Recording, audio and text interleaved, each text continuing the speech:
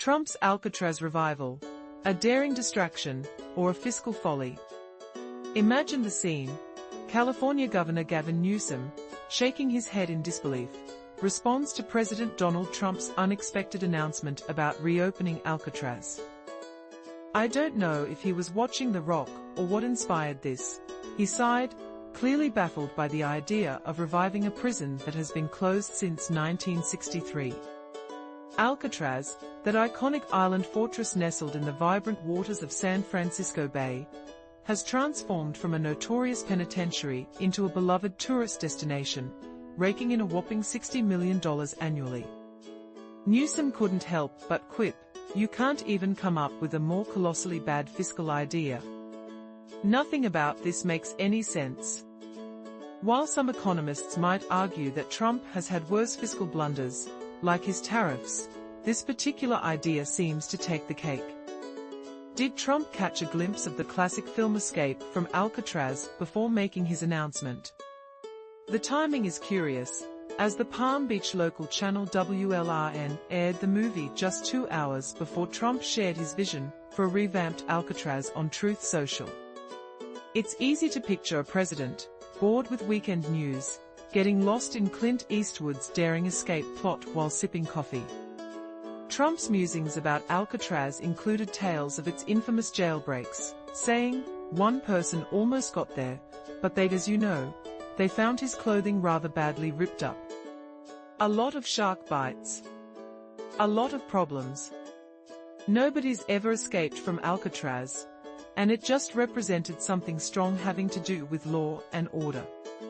We need law and order in this country. His words paint a vivid picture of the island's dual nature, a place of beauty surrounded by the harsh reality of confinement. Alcatraz has a magnetic pull, drawing around 1.4 million visitors each year, who are eager to explore its haunting halls and peer into Al Capone's old cell. Yet, the idea of reopening it as a modern prison raises eyebrows.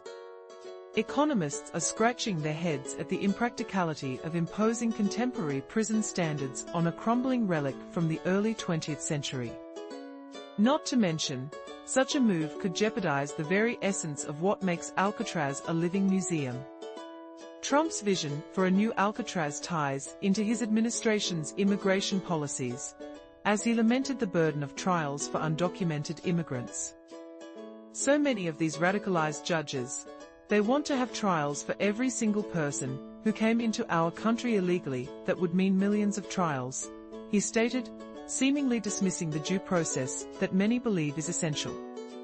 Interestingly, the film that aired just before his announcement was part of a PBS affiliates programming, a network that has faced cuts under Trump's administration.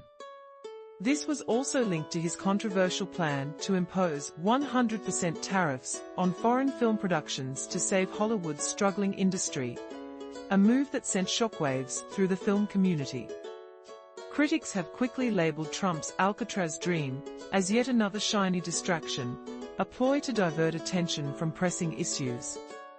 The sheer impracticality of the idea, combined with the potential destruction of a cherished tourist attraction, raises serious questions.